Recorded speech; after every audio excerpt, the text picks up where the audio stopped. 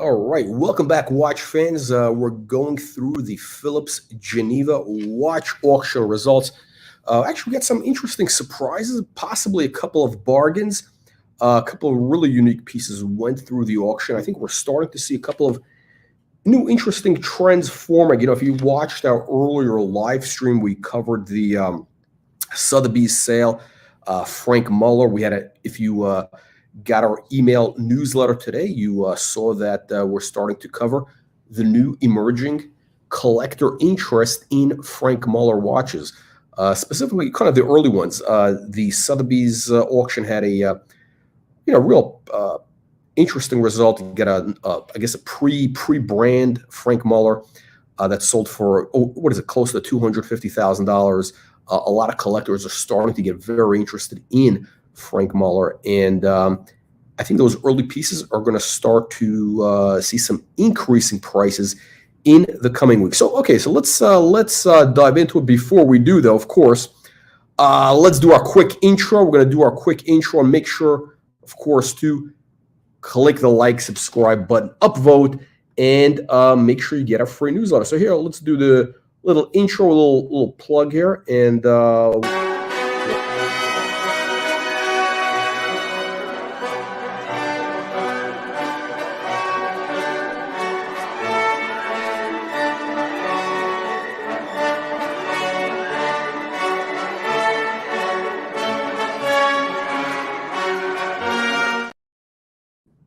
all right, there you go. As it says, like, share, subscribe, all that good stuff. Let's dive right into the Phillips auction here. So what we're starting to see across the board pretty much is, you have a little bit of softening, of course, in the Royal Oaks, the EP, for example, the perpetual calendars. They're kind of doing okay. Even I guess this is the blue dial. Oh my God, the Yves Klein blue, as they call it. They're just doing okay. I mean, they're not. They're basically selling pretty much in line with what you see kind of in the secondary market, retail market. Nothing too exciting there. Again, a lot of these basic watches, you might as well just get. I'm not even covering this stuff. You can get this stuff. I should say the more modern stuff. I don't even know why they have it here. You might as well just get it. Buy it online or wherever. So quick take a look at this here. Vacheron, this watch, bit of a, this is kind of a bit of a dog, a little bit of a funky watch. I'm actually surprised it sold for, roughly 23,000. You got this, integrated case. It is, I guess you can take off it's not an integrated case, excuse me. You can take off the bracelet.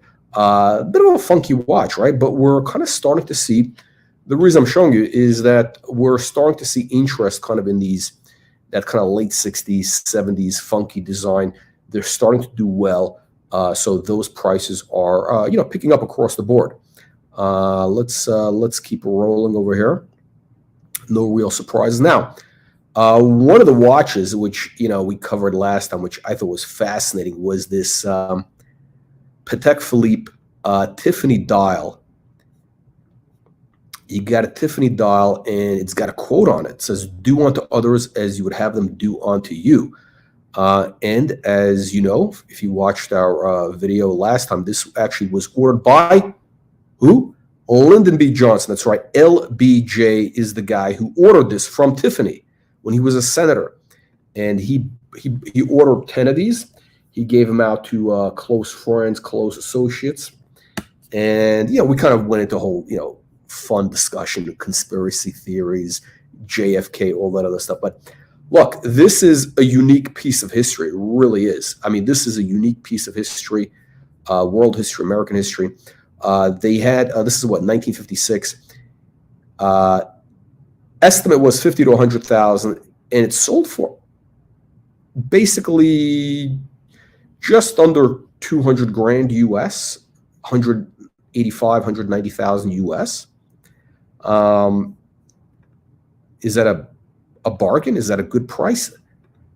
I don't know. It's kind of a one-off. It really is. I shouldn't say one-off. It's one of 10. But how often do these things come up? Let me just pull up the notes. I think the last time they had one at auction was or one on the market was,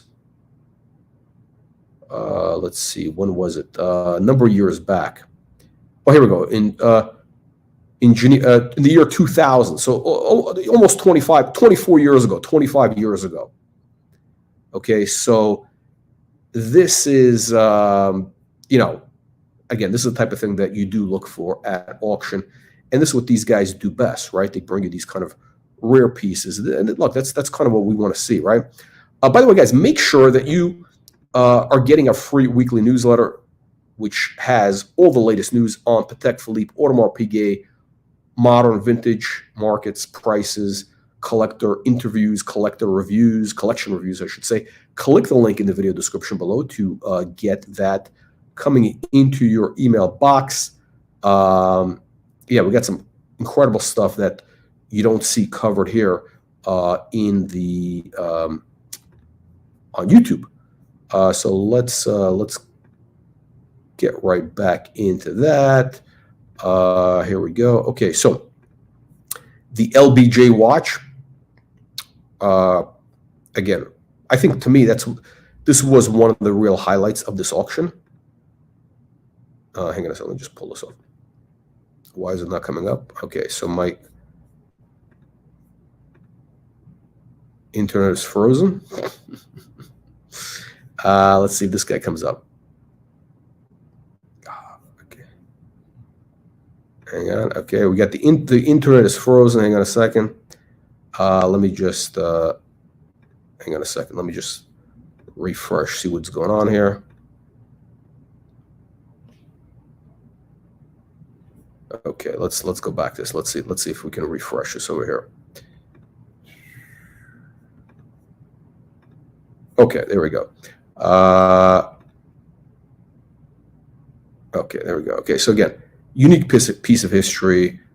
For me, one of the highlights of the sale, the LBJ Patek Philippe watch. And again, LBJ is really the I guess he's the OG of watch collecting. I mean, he's the president that put the president in the Rolex president, right?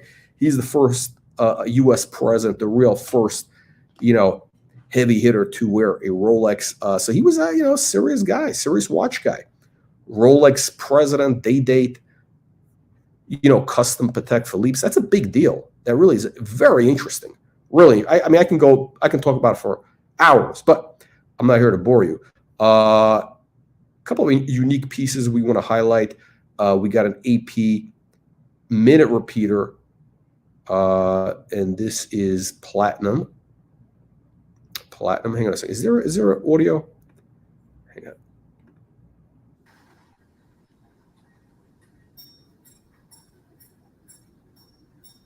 Yeah.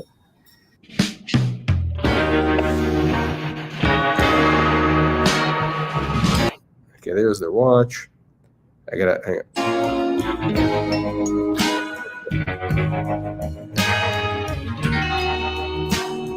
What's up?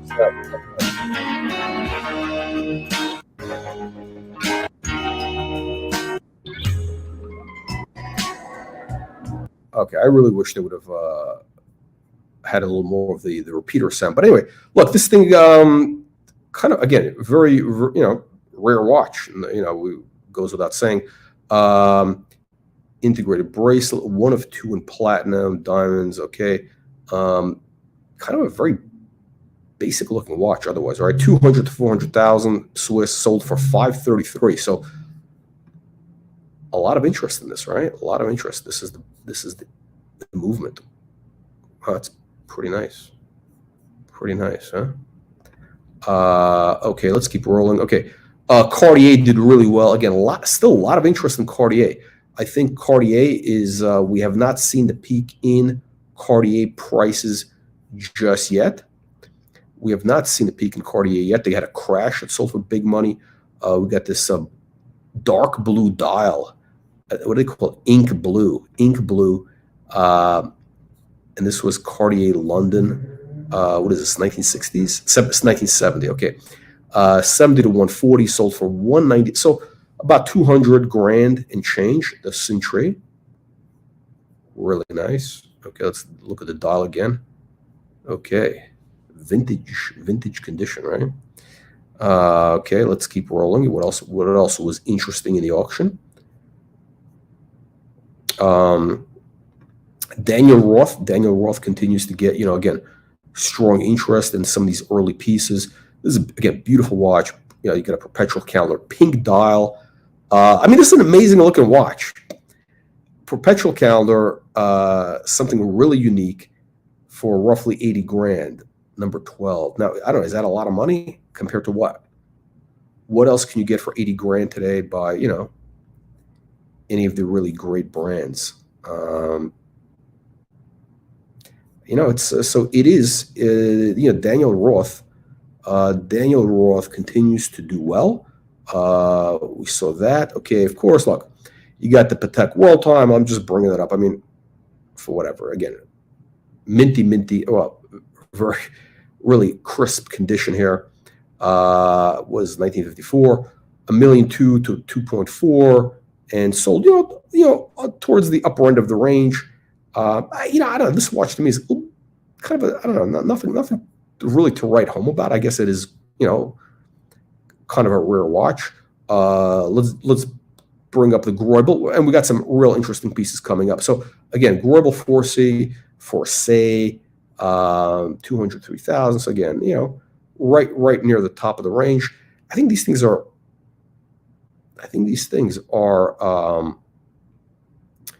this is one of these pieces that is gonna continue to hold up.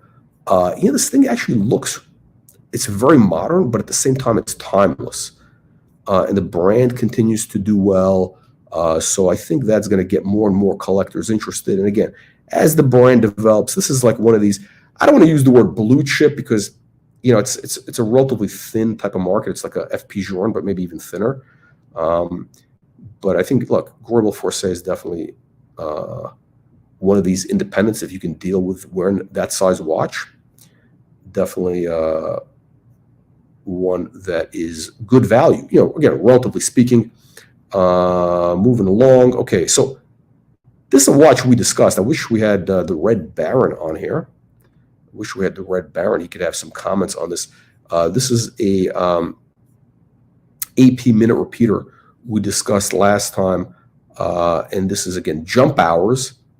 You got these Breguet numerals. Is this a mother of pearl dial? I think it's a mother of pearl dial. You got emeralds, and of course it's a minute repeater. Let's take a look. And this is again one of one. And we've seen a couple of these one-off pieces. Or number one in the series in the Geneva auctions. And, I had a comment on the last video that it would be really interesting. I think it's a real interesting, collector theme if somebody, kind of assembled a bunch of really unique watches. Really, nice watches that were all number one. And that would be the theme of the auction. Number one would be the theme of the auction. And, if you had 10 of these, you had an 8, you had one of these rare APs, you had a Patek, whatever it is, right? It was all one of ones. You had the Frank Muller who had the number one. You have a bunch of these number one watches. That's something that actually, as a collection, would be worth more than the individual piece. I think. Again, speculative. But then again, that's what this is about, right? We're here to talk about speculation.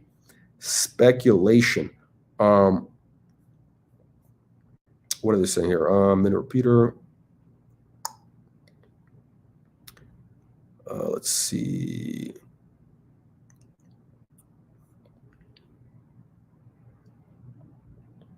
Okay. Yeah. So anyway, that watch, 25 to 50,000 was the estimate, right? Which may have been. I don't know if that's to me, it seems like, reasonable. Maybe 60,000. You'd think something like this would go for.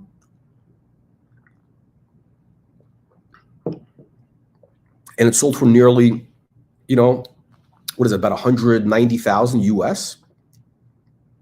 So, Yeah, 3 times the high estimate, 3 times. So, that tells us the market is willing to pay up for unique pieces. Again, people are, again, the money is going towards unique stuff. And I want to bring this up to your attention. Again, Richard Mille. And I think some of these kind of earlier watches,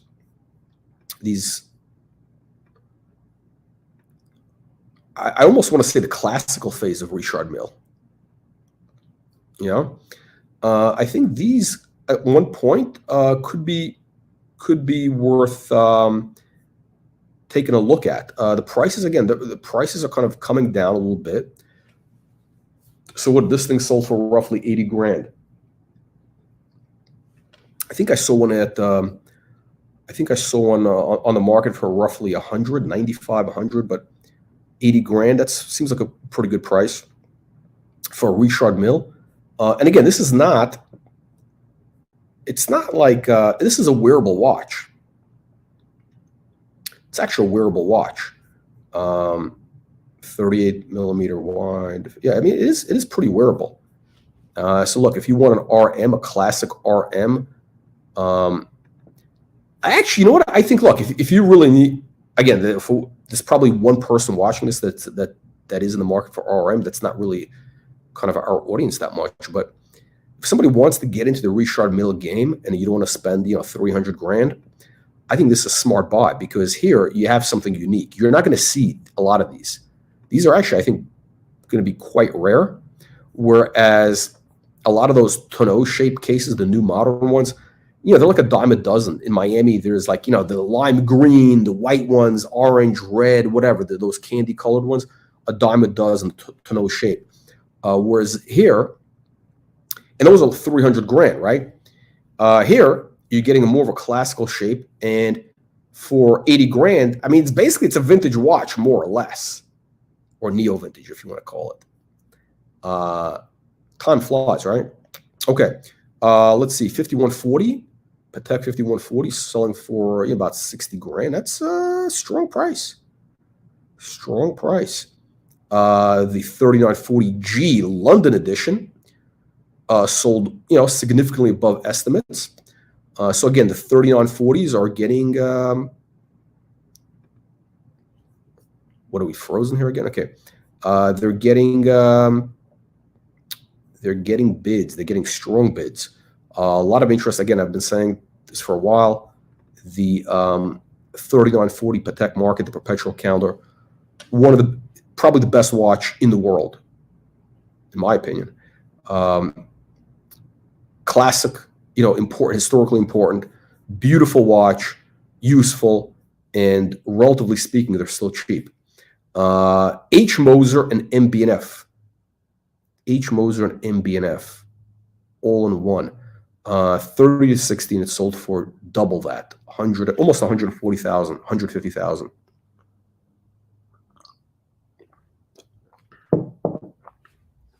I don't know. I don't get it. I mean, as a watch. I mean, I want to be able to read the time, but people are, the MB&F, H. Moser, you're getting a 2-for-1 basically. Both brands have a lot of interest right now, and this is basically combining the best of both worlds. Although I think MB&F is the more serious company. Let's see what else. What else was interesting to sell? Let's keep going. Okay. This is actually kind of interesting. So we got a Harry Winston, right? Harry Winston again. So one of these brands, which is kind of interesting. They teamed up with these really serious watchmakers back in the day to do these like crazy watches. And so this thing was what, Felix Baumgartner. I get him mixed up. He's the guy from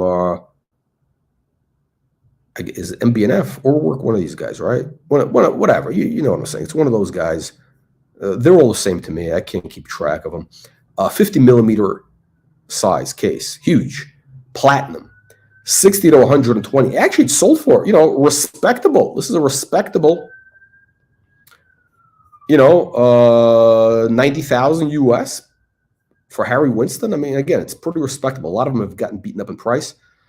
Gerald Genta, again, we know that people are trying to push the Gerald Genta, and I'm actually surprised this kind of this sold, sort of in the near the top end of the range, but within the estimate. So I'm actually surprised by that. I'm surprised, because there's a lot of these guys are trying to push up the market. There's let's just say there's people who have vested interest in seeing the Genta market do well, right? Let's keep rolling. Okay.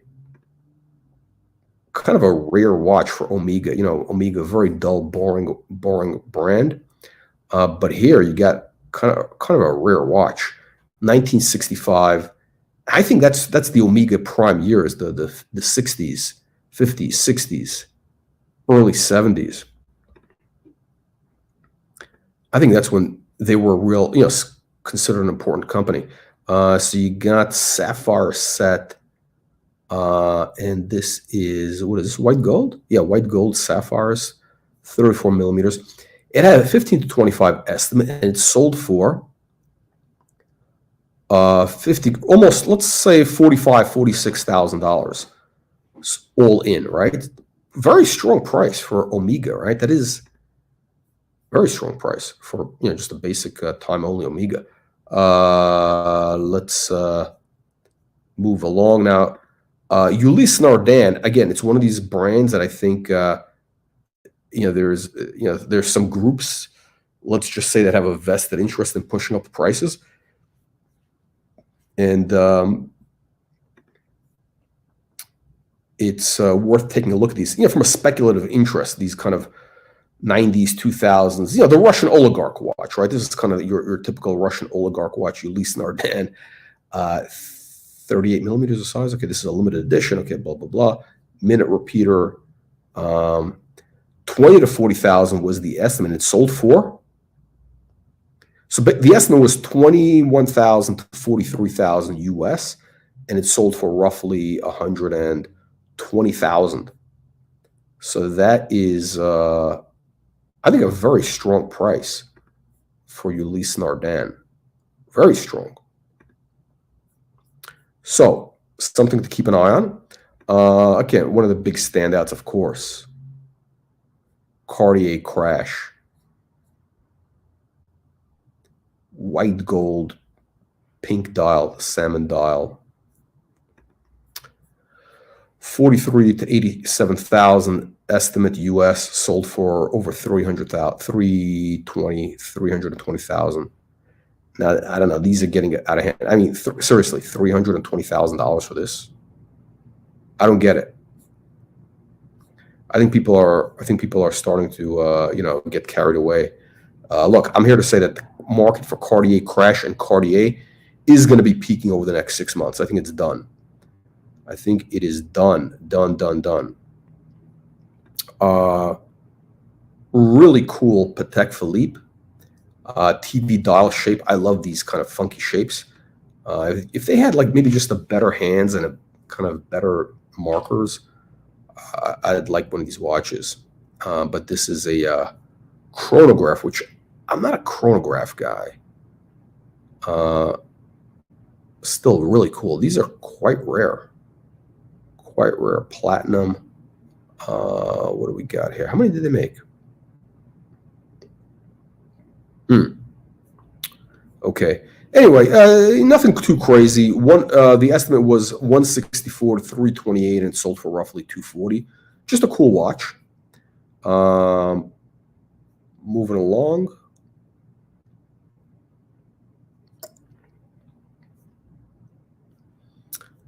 Okay, I don't know. What do you guys think of these watches? What do you think of these results? Leave your comments in the comments section here as we're going through live. And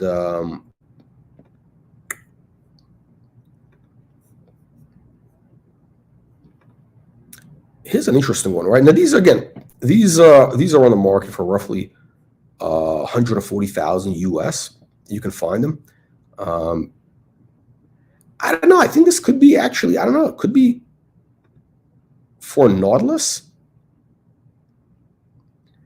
White gold with diamond bezel. The diamond bezel. I actually think this is, if you're going to get a Nautilus, this actually is a good look. I mean, the diamonds actually look better. It actually looks a lot better, I think, in person than it does in these pictures. It doesn't look tacky. It really doesn't. So you got white gold, you got the diamonds, the blue. It really all works together. For 140 grand, how much is a 5711? I don't know. What is that? How much is what is that going for? I don't know. Crazy numbers, right? I'd rather just pay a little extra. You get something more special. I mean, this is the special watch. How much is a 57? I'm just curious. How much is that? What are these guys going for right now? 57. I mean, you got a Tiffany dial. One's going for over $1 million, right?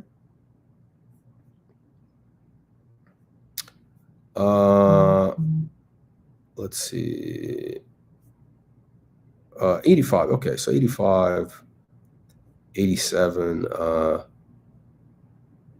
It's like a decent one. Let's just say it's going to be almost 90 grand for a decent 5711.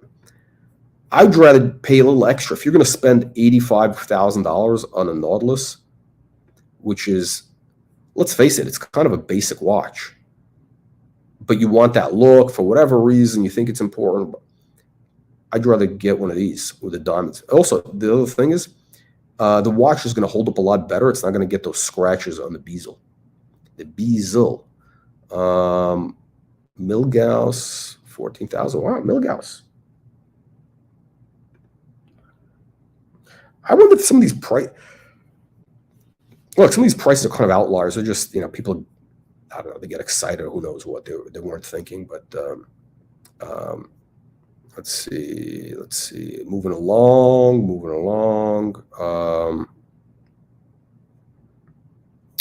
We have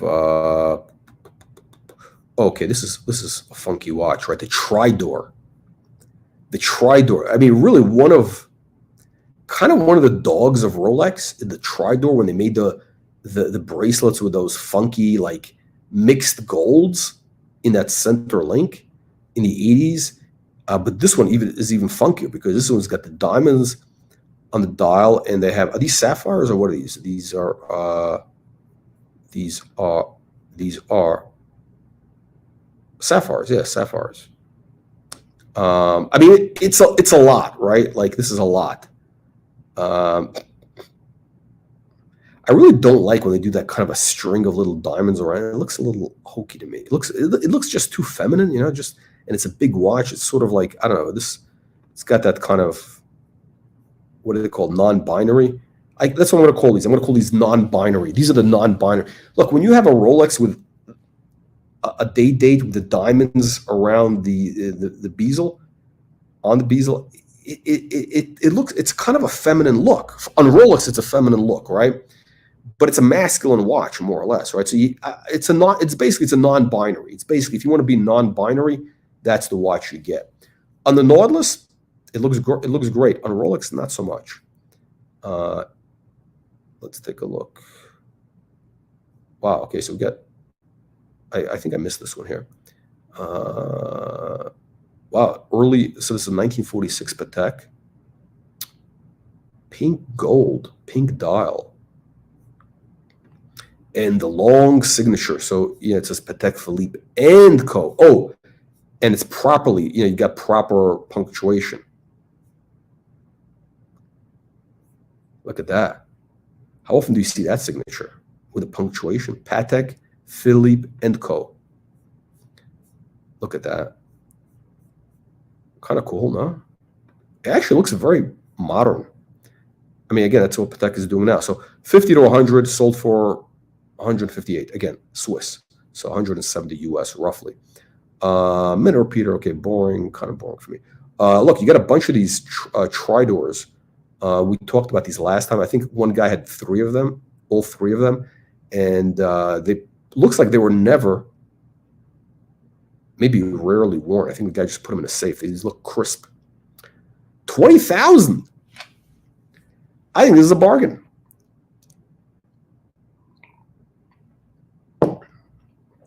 I mean, would you wear this watch? I don't know. You got white gold with a Tridor. You got rubies. But 25 grand, again, compared to Rolex day dates for 25 grand.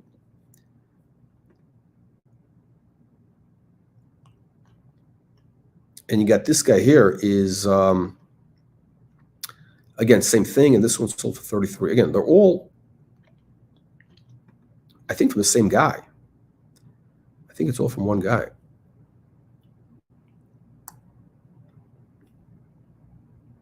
Oh, you know what? I just think I just realized something. I think those Tridor, those center links, I think they actually made them a little different also. No, I think they made them a little different. I think they did make them a little different on some of these watches. I can't really zoom in. I can't do side by side. They do look a little different. Like they mixed that. Yeah, they did mix it up. They did mix up those links. And that's gold, by the way. It's all gold, just different like alloys, different mixtures of gold to get that. So we got this is, again, I'm calling this the blue chip, the Patek Phillipe blue chip. You're getting a white gold perpetual calendar. This is a classic, right? This is really the blue chip. 1972 inverted date, right? So it goes all around. 400 to 800,000 Swiss. And it's sold for, kind of at the lower end of the range, about 600,000 US. That's what your rotor looks like back then. You got the nice coffin case. And I think this watch was almost never worn. I mean, this is ultra mint, super minty. I think, again, I think it's from the original owner. The guy wore it only a couple of times, then he serviced it. How much did he pay to service it? I think he paid, $4,200, 4,200 euro to service it in 2021. So,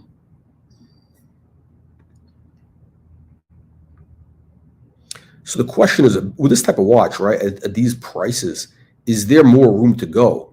Is there more room to go? I mean, could it appreciate like what, 5-7% a year, 10% a year? I don't know. Because look, you got to realize, look, if you're looking at this as an investment, interest rates are high. Interest rates are high, right? So you can get, 5% of your money in T-bills. So you really need to get like at least 10% annual compounding.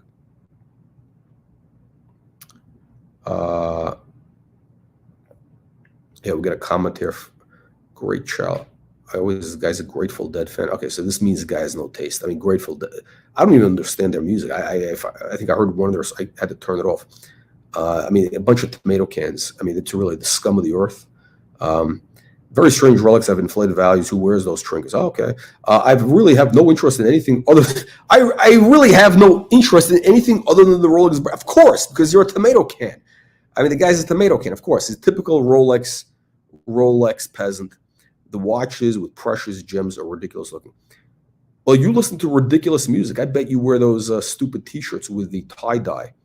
I mean, really, I mean, it's unbelievable when you get these tomato cans leaving comments here. It's not for you. Look, this is not for you. Leave the channel. Leave right now. Leave. This is not for you. This is a peasant-free environment. I should make these comments only for members of the channel. I don't want to have these tomato cans here. Okay. The Nautilus perpetual calendar, white gold. I think, again, one of the best Nautiluses out there. If you want a complication, it's not cheap.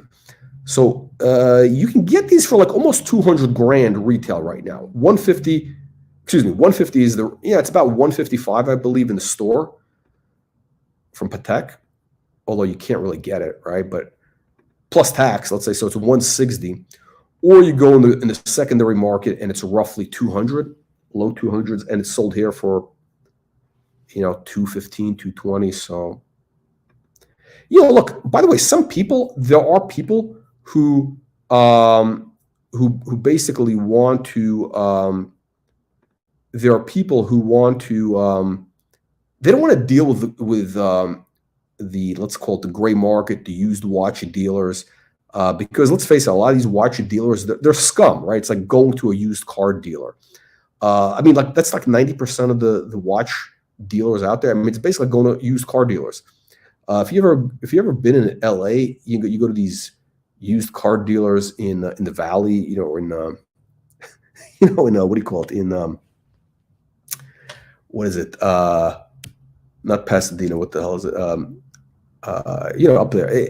It's all it's all scum, right? I mean, that's basically your used watch dealers, except these guys, they try to put on these airs of like sophistication or whatever that they're, now they're all basically used car dealers, right? And maybe even worse. And look, a lot of people just kind of don't want to deal with it because sometimes you feel like you got to take a shower after you deal with some of these used watch dealers, right? So they kind of feel it's a cleaner experience if you just go deal with auctions. And again, they might be dealing with Phillips or Sotheby's because, I don't know, they're buying other stuff there, right? They have a relationship out of the buying art, whatever it is they're buying. It's just a nicer, cleaner way, whatever. They just don't want to deal with dealer scum, the dealer scum out there. I don't know. What do you guys think? Would you rather, if you can get the same watch at auction or from a dealer, the price is the same, right? The price is the same, more or less. Would you rather buy it from a dealer or would you rather get it at auction?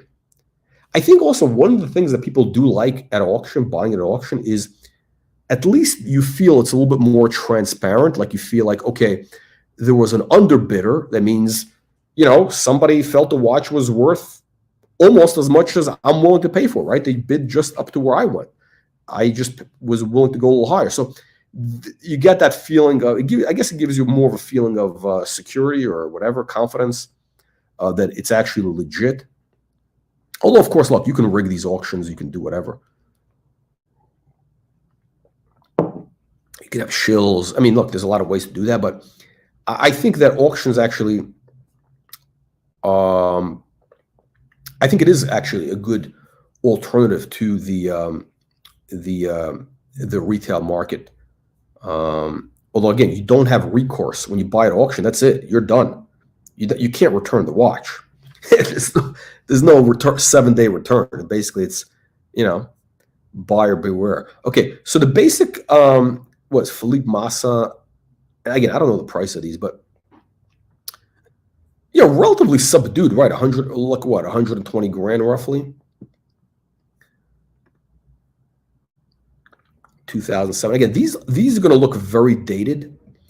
So I think these tonneau shaped cases are going to be very dated, whereas the more classical shape, like the one I showed you earlier, if you do need to get a Richard Mille out of your system, those are the way to go, in my opinion. Okay, what else we got here? De Bethune, you got these independent brands. I don't know these. I can't get into these independent brands, quite frankly. Voutilainen. Ooh, this is Caddy Voutilainen. You get a World Time, some crazy World Time here. 80 to 160 was the estimate, right? So 87 to 175,000 US. Hammer price 330,000 roughly. For the money, I would rather get that new JLC. I would rather get the new JLC World Time with a tourbillon. Yeah. At least you got a brand that stands behind it. It's a beautiful watch. You got a tourbillon. The whole thing, you get so much more for your money, really. JLC, I think, is doing an amazing job. That is the brand to watch, in my opinion. I mean, some of those new limited, incredible watches that they're doing now. At some point, the peasants, the tomato cans, they will figure it out. Am I talking about happy jewelers that you got to take a shower? Those guys are a little bit, they're a little bit, they do have that kind of used car salesman thing. They got, you know what it is. It's, I've seen a couple of videos of these guys. They're like, they're just very, what is the word? Solicit, just, I mean, they just lay it on too thick. I mean, I don't know. They just, I think they deal with a bunch of tomato cans, basically. Like they're dealing with, the scum of LA, the California scum. Basically Bitcoin bros, people in the Valley, Orange County, degenerates. JLC, amazing stuff that they're doing now. I love what JLC is doing now. And I think, by the way, I think Happy Jewelers, I think the prices are a little high. I think they're a little high from what I've seen. That, everybody's entitled to make $1, right? But let's see here. So we got another Daniel Roth. Decent results, all right? Tourbillon, 85,000 US. Let's keep rolling. Wow, this is cool. No, Purnell. I don't get this thing. I mean, it is kind of a cool watch, right? The case, somebody put thought into this. You know who's pushing these? Roman Scharf, a couple of years ago. He was saying, Purnell is going to be the next big thing. Purnell is going to be the next big thing. And what happened? We haven't heard anything from Purnell since then. I don't know about Purnell. It is. I mean, it's a cool looking watch, right? But the price, for the price, it's a lot, right? 48 millimeter. Okay, it's a big watch. It's a little gimmicky, right? You got this kind of Greek font, Spherion. It's a little gimmicky. 88,000. So almost 90 grand. That's a hard pass for me. You got actually, look at this. You do have this like nice tourbillon, but again, if I really want to this is a cool watch. I mean, it's actually, look at this. It's this whole thing is like a see-through crystal. They have potential. I think these guys have potential. It is a cool watch when you think about it, right? But again, it's a no-name brand, basically. Sorry, it's a no-name brand. So, 30 grand, I could see somebody taking a flyer, but not that type of money. I'd rather go to JLC. JLC does beautiful tourbillons. Right now, they're doing amazing stuff. And at least you have, a known brand, a known player. Speaking of JLC, so we got a JLC. This is an old one. This is old. 10 years ago, this was done. 54 to 100,000, and it sold for about 115,000 US. Look at the beautiful design of that on that dial. Wow. And it kind of opens up like almost like not a butterfly, but like an insect or something. You get the tourbillon. Nice details on the lugs. Very modern looking. Is this white gold? Yeah, it's white gold. Okay. It's a dual time? Wait, it's a dual time? Is it a dual time? It is a dual time. Yeah, there we go. It's a dual time. Okay, so you got a dual time. You got a tourbillon. It's a limited edition. This is number 3 of 3. How much were these at retail? I don't know. I wonder. They're probably more than this price. Yeah, this is the watchmaker's watchmaker. I think JLC has a lot going for it right now. A lot going for it. And as they do better and better watches over the next couple of years, that's going to give everything a lift. And by the way, a lot of their stuff is already selling for, a lot of their prices have actually increased. I mean, they've been increasing their prices. And some of the perpetuals, I've been looking at their perpetual calendars. I wanted to get one. And the prices are up 50%. I'm talking about the old ones, the ones, the previous generation from like 2007 or something. So this is the watch that ladies watch, as I remember, Crazy Kirby, one of our people, 21 to 32,000, and it's a full set, earrings and a ring, so you get a lot for your money. 66, so about 70,000 US. Lapis, diamonds, gold, turquoise. So it's really a bracelet. So My issue with this, my real issue with this is like, it's basically a piece of jewelry, but then they just plop in this case, like this basic case. They just plop it in. They don't do anything special. They just plop it in, and they put a dial on. That's all they do. So it's like, it almost looks like some sort of bust down, basically like a jeweler bought a case from Patek and popped it in. That's what it looks like. Very lazy for Patek to do that, in my opinion. What happened to we had a guy who was into Rolex and only Rolex. I had to kick him off because he was just annoying.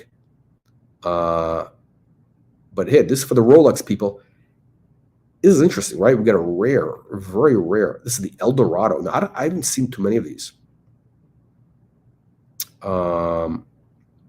It's a brick link bracelet, so it's kind of like, it's a very sleek bracelet, right? It kind of like drips on your arm. It's nice. It's probably a very nice fit. 21 to 43,000 US, sold for about 65. Okay. Pink gold. Oh, this one sold at Phillips in 2019. How much did it sell for?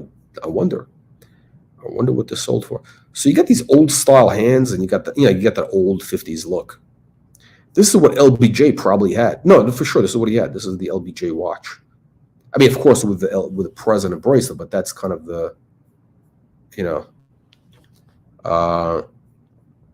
boiler rooms tell you watches are inflation proof. No, look, watches, they are actually kind of an inflation hedge, to be honest. They are actually a bit of an inflation hedge because think about it, a lot of these watches are going up. If you buy them right, they're basically going up, 10% a year, because again, the cost of labor in Switzerland is going up. They're all raising, all the manufacturers are raising the prices. They are actually compounding at roughly 10% a year. So if you buy it right, you buy the right watch, you'll be okay. I mean, it's basically money in the bank, in my opinion. You kind of, again, when you're talking about, let's say a Rolex day date, you get the one of the 36, you get one for like $9,000, whatever. They'll, or actually there's too many of them. That's the problem. But certain watches can do very well. So this is actually surprising here.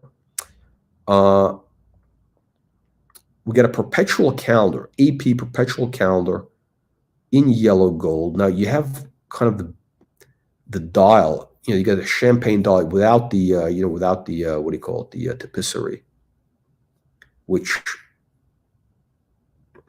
I think actually looks okay. Look how thin this thing is. It's beautiful. 39 millimeter, 1986. I mean, this is like a real 80s watch, no?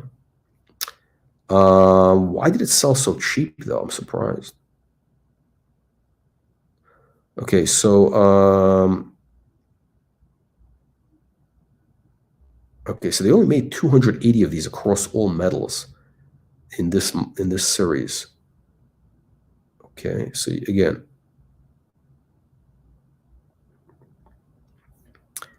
this is I mean, for AP, it's pretty rare. Again, there's probably, how many of these are there? 80 out there. Estimate was 65 to 131,000, and it sold for about 85,000.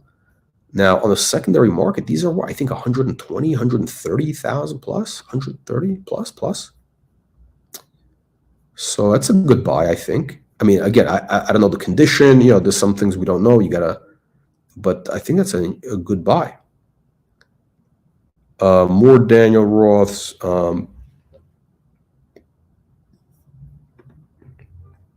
We got a crazy Harry Winston tourbillon. Again, limited edition. This looks like the guy, the Urwerk guy probably did this.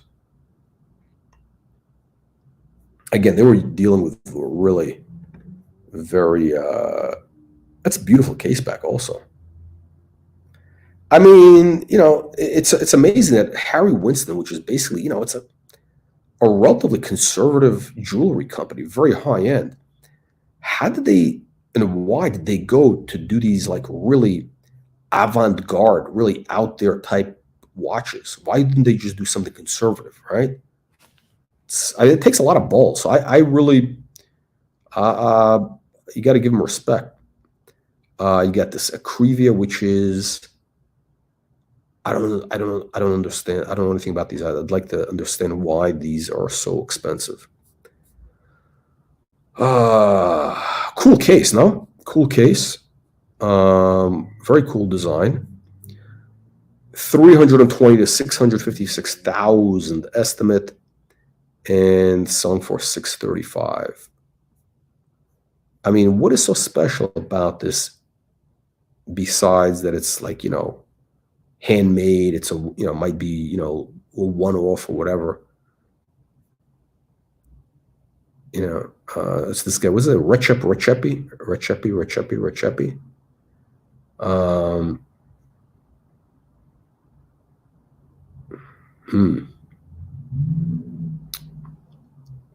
Oh, so this is the fifth watch he ever made, right? So literally, this is the fifth watch he ever made.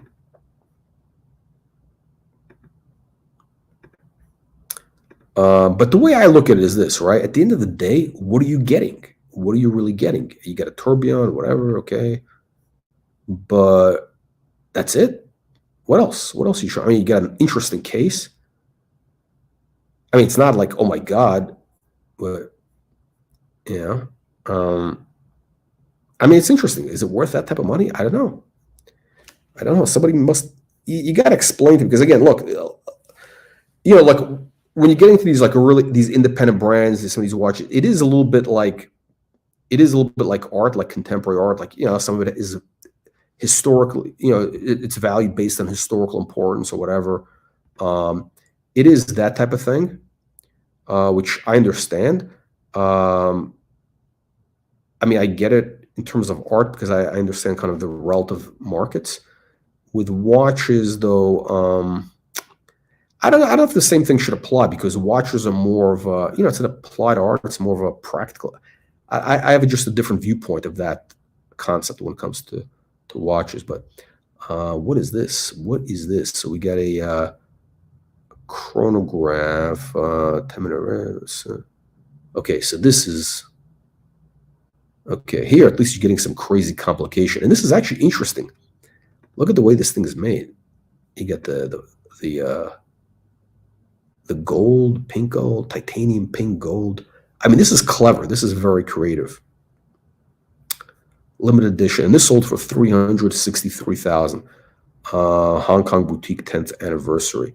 So it's got the China thing, which I think. Well, I guess the Chinese market has cooled off a little bit. But FP Journe has got a lot of momentum. So I don't know if you had to choose between the Acrivia and FP Journe, which would you go for? Purely as an investment. I don't know. Interesting. So, okay, let's keep rolling. Oh, we get the Rolex date with the wood dial, right? Which kind of funky, right? These are kind of funky. 16 to 32,000 US, sold for about 25 grand. It's kind of in line. It's in line with what they're going for, with the wood dial. Okay, so let's bring this up. AP, these perpetual calendars, as we've been talking about, they're getting, there's demand for these. The prices are on the move. These are on the move, right? There is a lot of interest in these. So this is a kind of a rare dial combination that they had. You get the Breguet numerals, the guilloche, all that stuff. 21 to 43,000, and the hammer price about 80 grand US, 80,000 American dollars almost. That's, you know what? That could be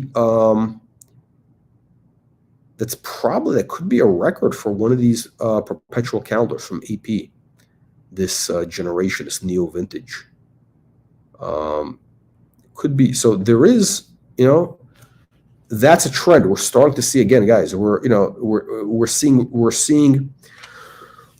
this trend repeating. The AP perpetual calendars are on the move. They have been on the move, and the trend is continuing as we are seeing here. Strong prices for rare dials. Langenzoon.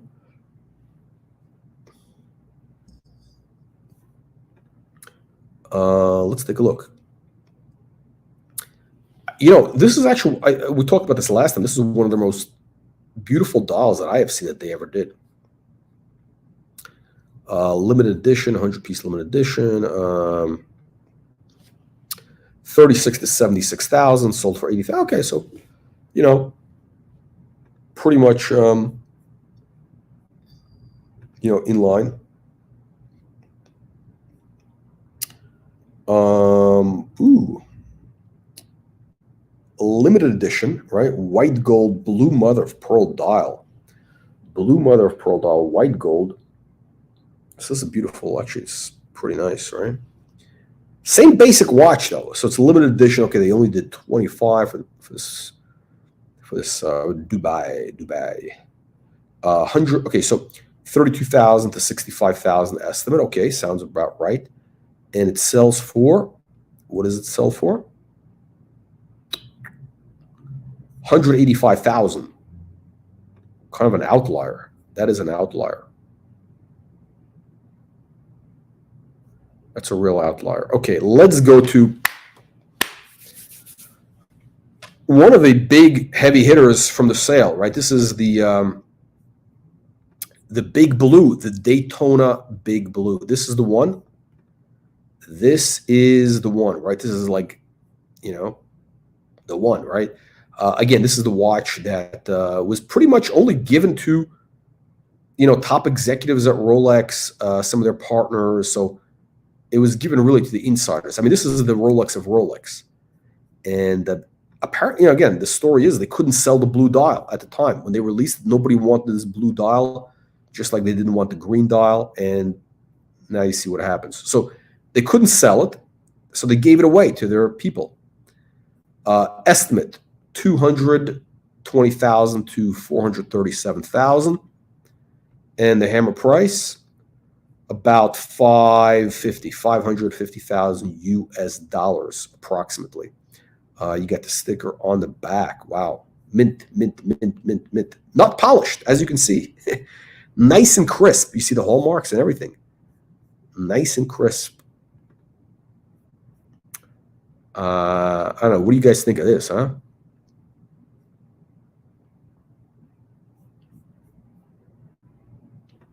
$500,000 basically, right? I think the Daytona market though is, those Paul Newmans, the whole thing. It's done, in my opinion. I've said this many times now. I think it's jumped the shark already. Let's pull up the Stelline. Wow. Again, kind of a Rolex blue chip, if you will. A Rolex blue chip. Look at this cool watch. Look how good it looks on the wrist, huh?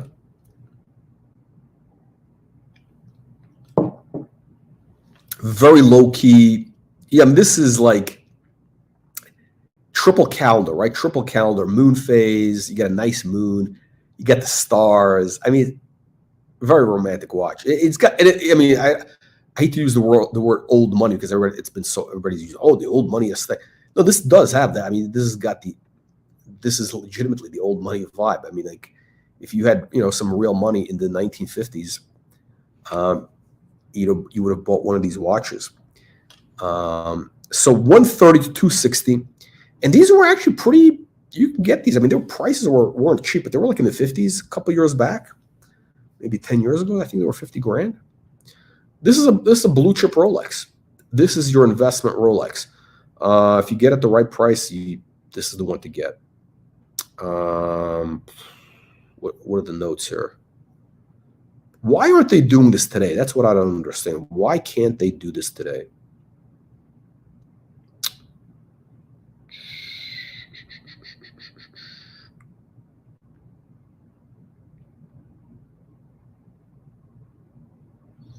So let's call it 250 grand. Okay, what would you rather have? Would you rather have this? Would you rather have a stellene, this beautiful triple calendar, or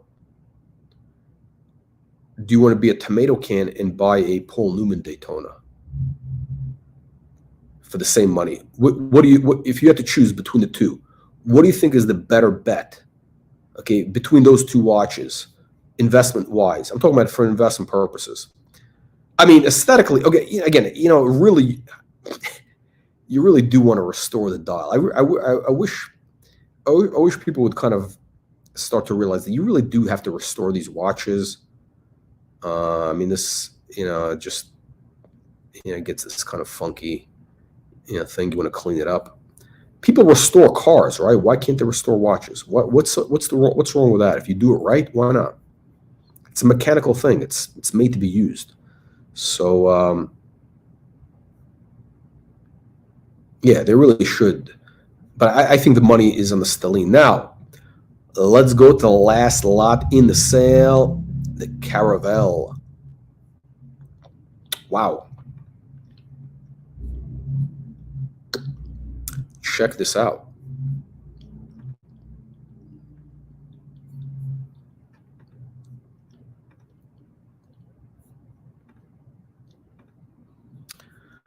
So,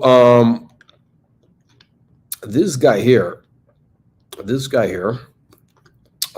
think this is a one-off design. It's a one-off, right? It's pretty much a one-off cloisonné enamel dial. And you got the original Bucherer, the Bucherer certificate.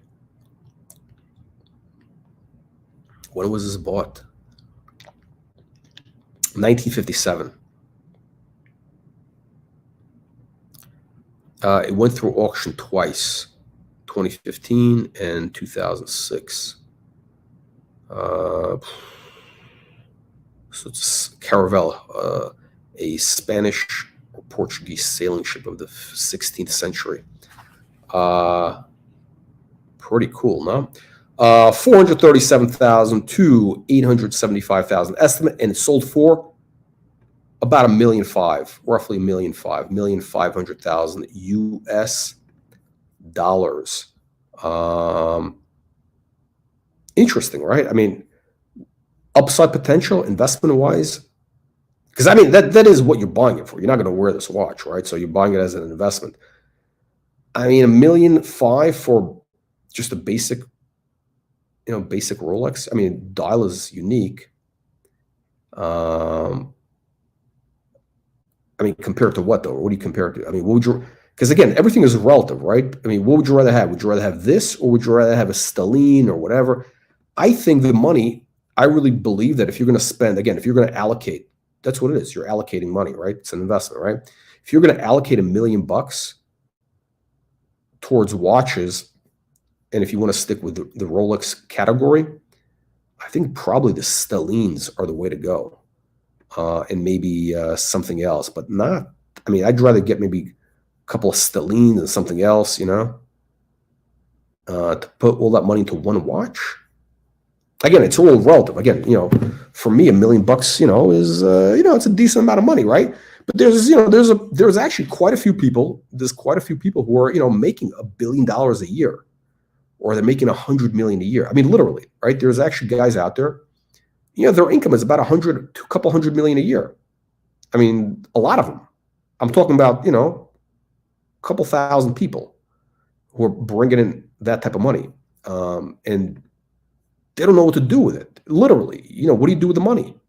What do you do with the money? It's a high class problem, right? If you have $50, $100 million cash flow coming in after tax, what do you do with the money? So, do you buy $1 million watch? Yes, one of these things.